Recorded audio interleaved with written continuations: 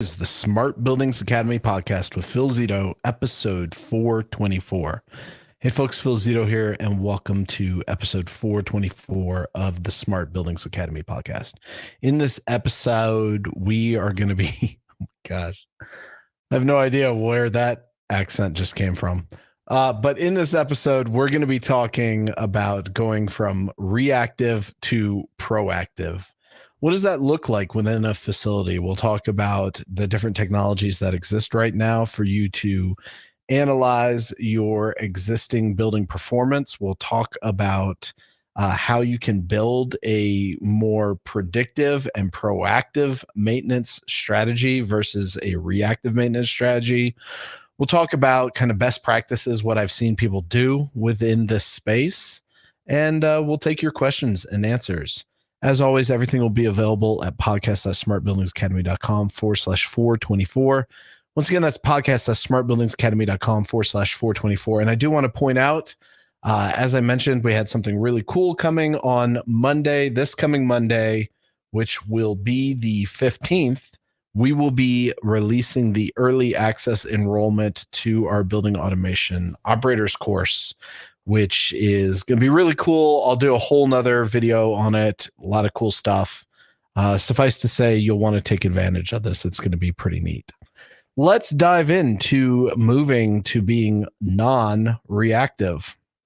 So whenever I think of maintenance, I started my career in service, in building automation service, and helping customers establish maintenance programs, establish triage processes, establish call desks, etc.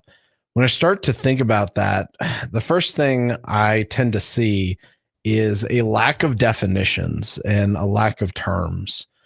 And what I mean by that is if you ask a building owner or if you ask your team, do we do maintenance?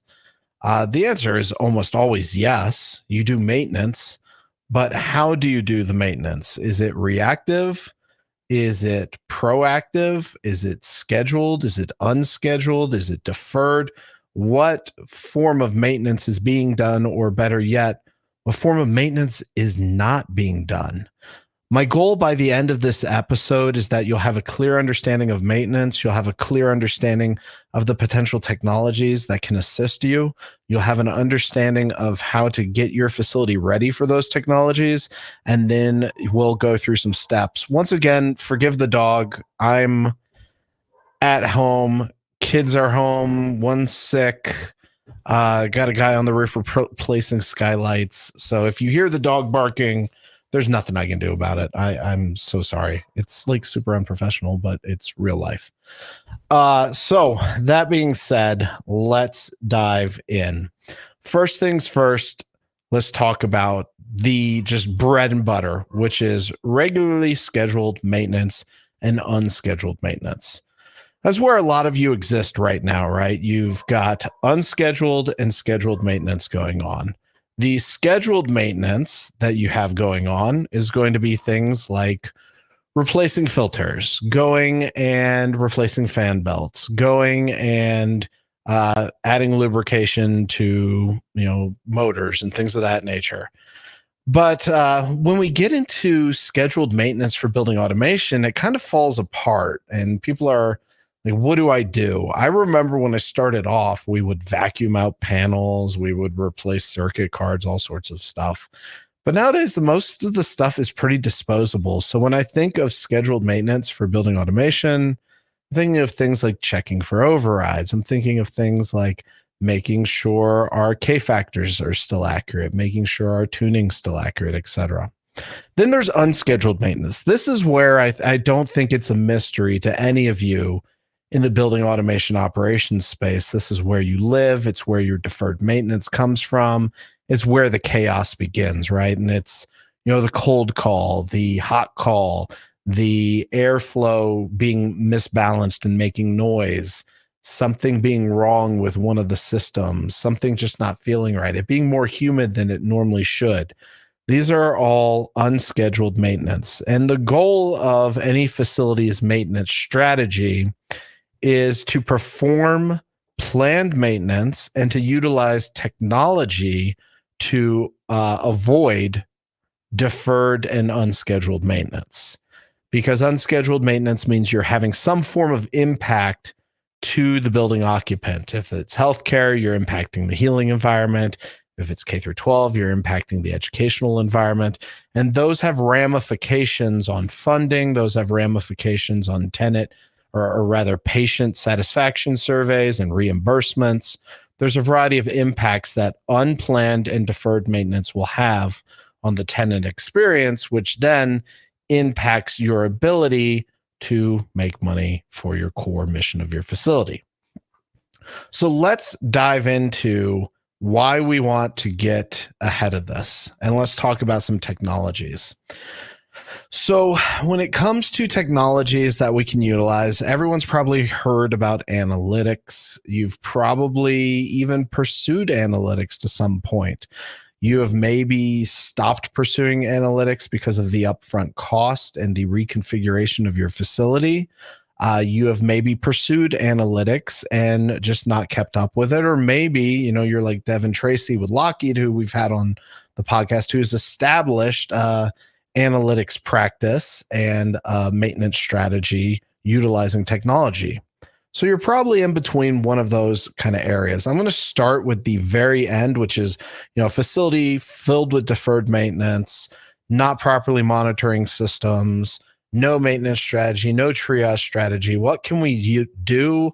How can we utilize technology? What exists in the marketplace that didn't exist before, like the Inflation Reduction Act, 179 Delta tax deduction, different government efficiency grants, and what kind of pressures exist from a regulatory aspect with, people releasing ASHRAE standard 228, which is going to be how a lot of people report on energy and greenhouse gas emissions.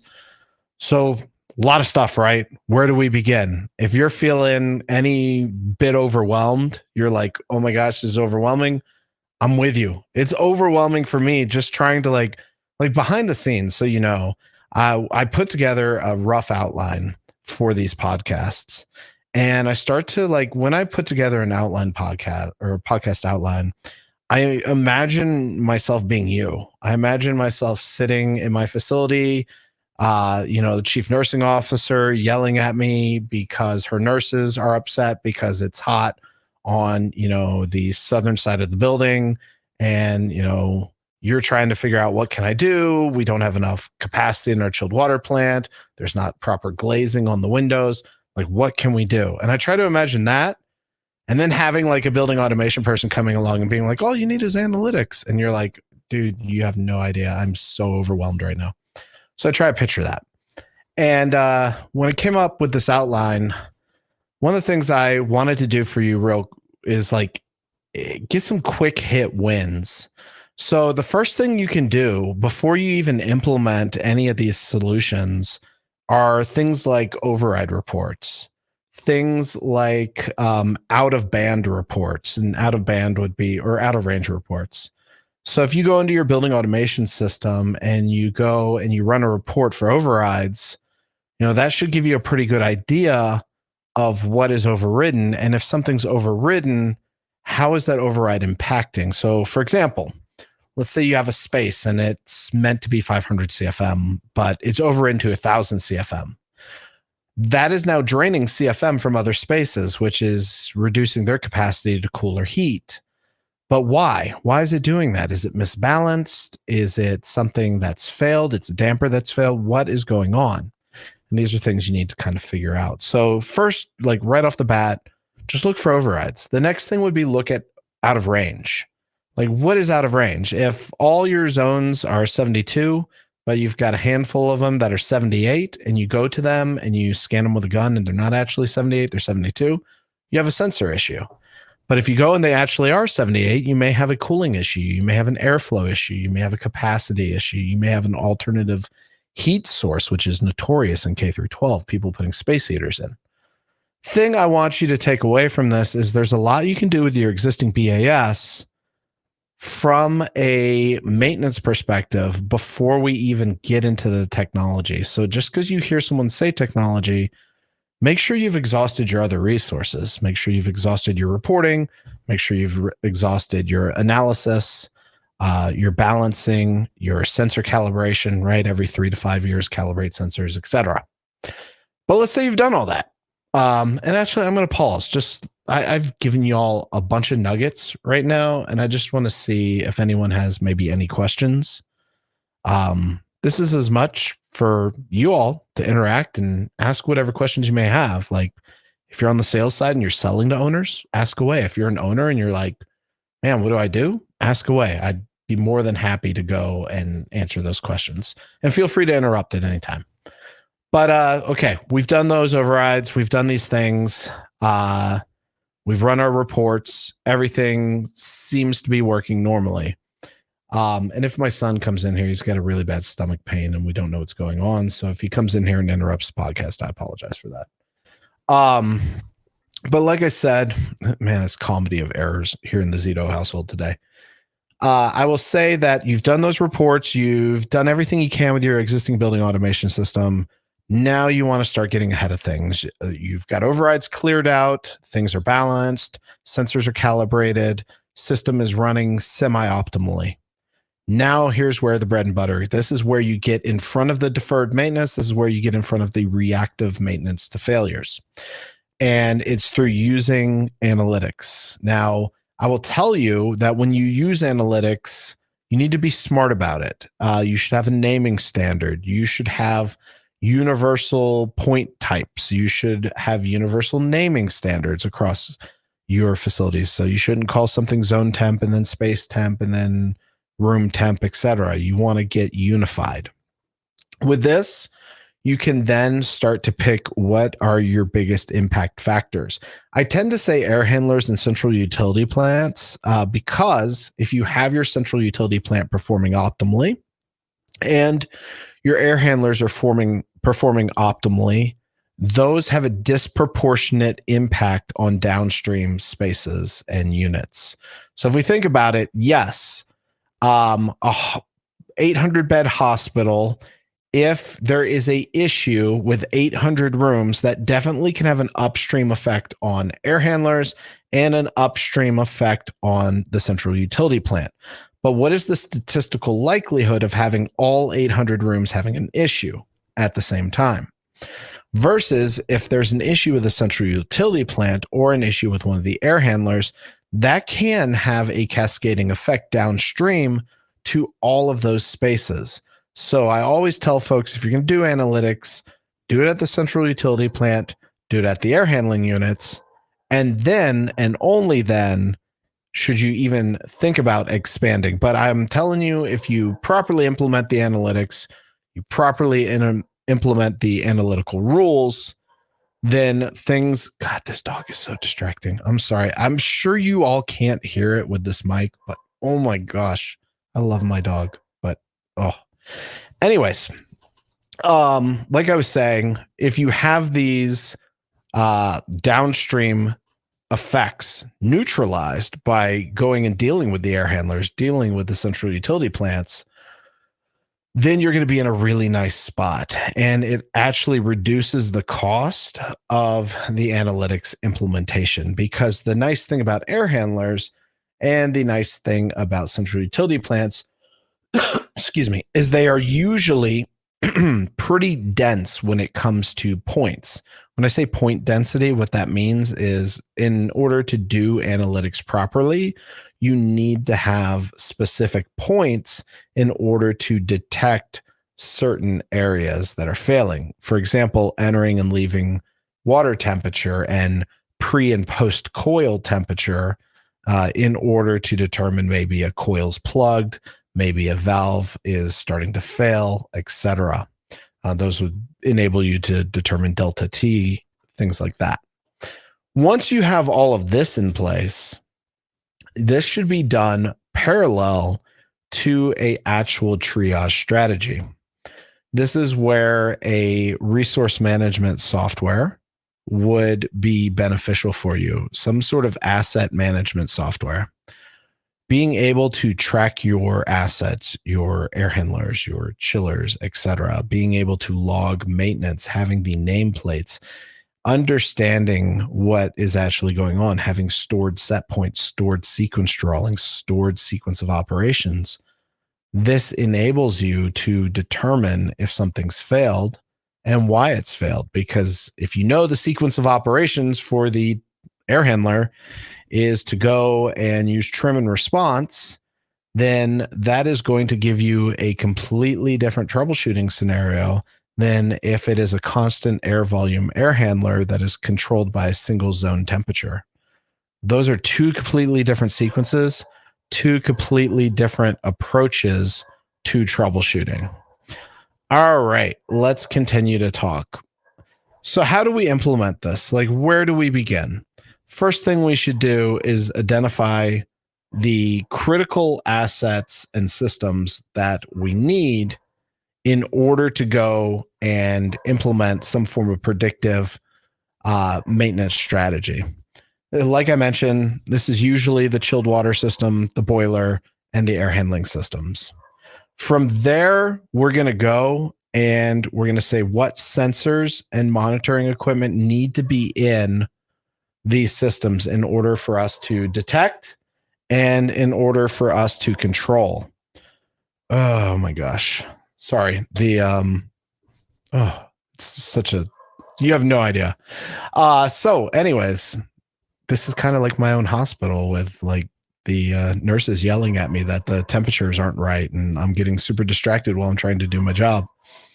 But as I mentioned, installing the sensors and monitoring equipment, going and making sure that that is in place. This is where you're going to want to potentially have airflow monitoring. You're going to want to have temperature, pressure. You're going to, anytime you have a control device that controls to a variable, it's usually a good system to go and implement. He's locked out. Oh my gosh, I swear. I'm so sorry, folks. This is like super unprofessional. Here we go. I'm going to get my son to go and let the guy who's fixing our skylights in. And I'm going to mute. This is real life.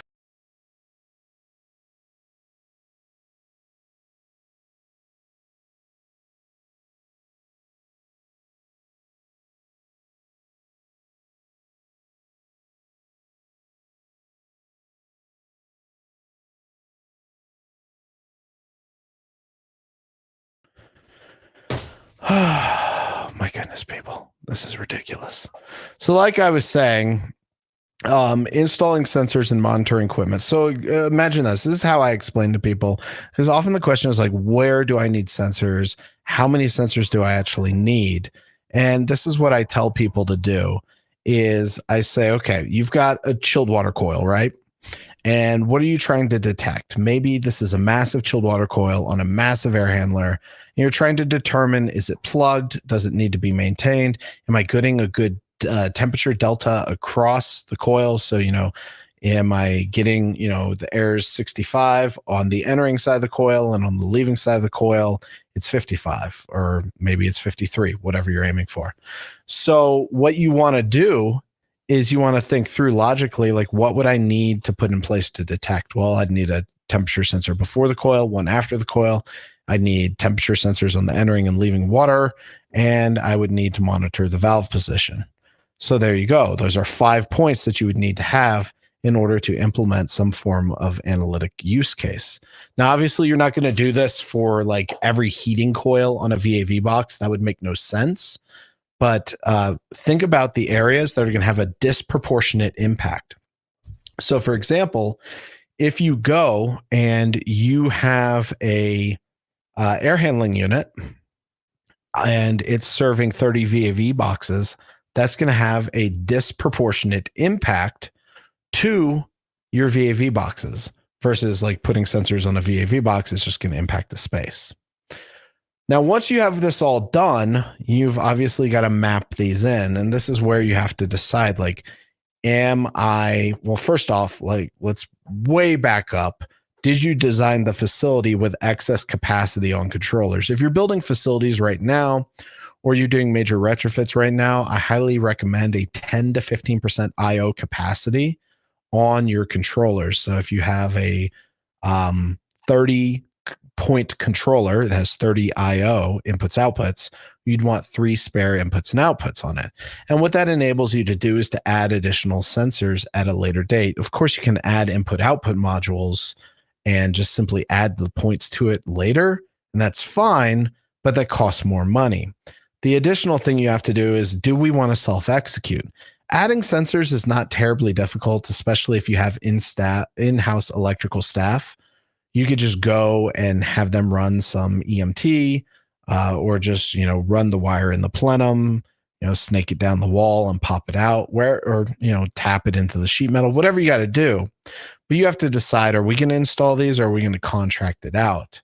Obviously, the benefit of contracting it out is it frees you up. They have supposedly more time, although I will tell you everyone's kind of busy nowadays. But they should have more time to do it than you do. And it's also going to be done in such a way that if it's not done properly, you just call them back out and they have to fix it. But it costs time, costs specifically money, and that stuff you may want to free up. So this is something you have to evaluate. Once you set that up, though, it's pretty simple. You just map it into the controller, map it in the supervisory device, map it up to either your on-prem, so on-premises, on-site analytics solution, or your on-cloud solution. That's the easy part. I know you're like, oh, that's the easy part. Yes, that is the easy part. The hard part is actually going and utilizing the software. So in order to utilize analytics software, it's not quite where it's like stupid easy yet. It's not. You need to have a basic understanding of HVAC systems, of sequencing, things of that nature, to be able to interpret what's going on. Like, if there's an issue with your air handler, it could be a flow issue, it could be a temperature issue, it could be a filtration issue. But if you don't understand sequencing and you don't understand systems, you may not know what the key points are and the key signs. So while you can implement the software, you definitely want to go and have that underlying HVAC sequencing experience. And all conversations would be remiss if we didn't talk about actually talking about budget and ROI. And this is kind of the difficult part, because the whole point of predictive maintenance and avoiding non-predicted failures is avoiding those non-predicted failures. So if those failures don't happen, how do you go and justify a return on investment? This is where historically logging your performance is really important. When you have to go make a case to the VP of facilities that you need to invest $100,000 in sensor density or analytics or some form of, planned predictive maintenance strategy, you have to make that case based on dollars. But it's kind of like cybersecurity and building automation, right? It's how much money do we invest in cybersecurity when no one publishes their cybersecurity events? So you have no idea how common they are. You can guess. And so you have no clear idea of what cost avoidance is taking place by implementing cybersecurity. It's kind of the same with analytics. So I highly recommend you historically log your failures, have a log, have a way of recording those, and then look at the impact. Was the classroom down? Was the OR down? Was patient satisfaction impacted? What happened?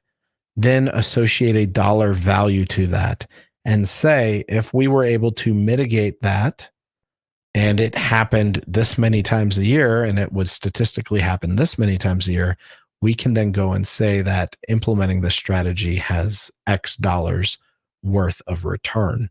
And then you simply look at the cost and you look at the yearly return and you do a basic ROI calculation to go and justify the investment. All right, that was a lot. And I do apologize for just the chaos going on in the background with the dog and maintenance guy. It's just nuts. But I'd love to answer your questions. Let me go around and see. I'm very interested in what you have to say about what I've talked about today. let's go on the usual spots and let me see what questions we have coming in. And I like to remain, for a minute or two because it takes a little bit of time for the questions to filter in if you're asking them live. And so I'll see. It was pretty straightforward. Man, it sucks because I thought to myself, I was like, Monday's podcast was terrible. I didn't feel really prepared for it. Just being transparent, I thought I didn't do a good job, even though some folks were like, you did a good job on Monday's podcast. I didn't think I did. And I was like, I'm going to be so prepared for this episode. I went through my outline notes and read a bunch of stuff and did research and really took time to think. And then the high school calls and was like, your son's got a stomach pain. And then the dog's barking. And I was like, oh my gosh, really? No good deed goes unpunished, I guess. So, not seeing anything in chat. All right. That's good. So here's the deal. Let me talk to y'all for a second. So I mentioned we're coming out with the operator course on Monday. That's going to be early access. Those of you who know early access courses, they're sold at a discount because we build them alongside you as you go through the course. You get to give direct feedback and be like, hey, this isn't work. We don't like this, more of this, etc. So that'll launch on Monday. Limited availability to it as always. We don't let thousands of people in. I can't keep up with that. So that will launch on Monday. And we're going to be doing a lot of more owner content, a lot more owner courses, specifically around energy, cybersecurity, sustainability, operations, etc. So if you have any ideas for podcasts, things like that, courses, let me know. Also, I'm going to be traveling a lot. So that means you're going to be seeing some new faces on the podcast. We're going to have some of our instructors. We're going to have our director of sales. We're going to be doing customer interviews. We're going to be doing a lot of different things. So for not next week, but the week after, during that 4 weeks, you're going to be seeing different faces for the podcast. Be nice to them. They're a little nervous. They haven't been doing 420 episodes, but they're going to do fine. I think they'll actually do better than I do. I mean, you can't do worse than a dog barking and freaking craziness. I mean, right? So, Kieran says standard report for preventative maintenance as each service provider provides his own pattern. Yeah, absolutely. Right. There should be some form of standard.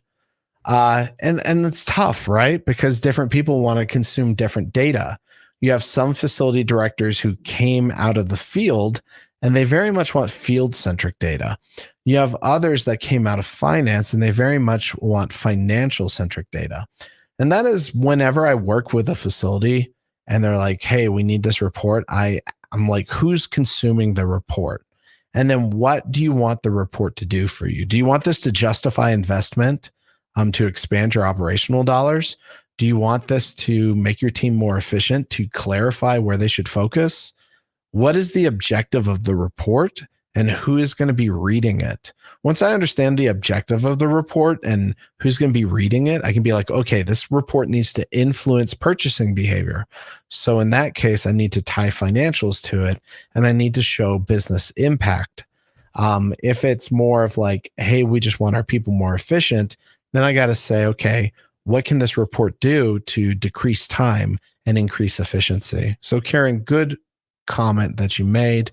And that's kind of my 2 cents on coming up with reports for preventative maintenance or anything building facility maintenance related. So good stuff. Let's see. Anything else anywhere else? So as always, oh crap, I never posted the podcast from Monday, did I? Oh my gosh. You see, it's chaos. It's just utter chaos. So I'll get this podcast up shortly, and I'll also get the Monday podcast recording up. And I will see you all on Friday, where we will be talking about another topic that I don't remember. So if you can't tell, a little crazy. My life's a little crazy. Wife's gone for her mom's open heart surgery, which leaves me to run the house and run a business. And it's got a great team. But there's some stuff that still just falls on my shoulders and just is what it is. But I appreciate all of you. Hope you didn't hear the dog. Everything will be available at podcast.smartbuildingsacademy.com/424. Once again, that's podcast.smartbuildingsacademy.com/424. Be available in about an hour. Thanks so much. And I appreciate you all being here. Take care.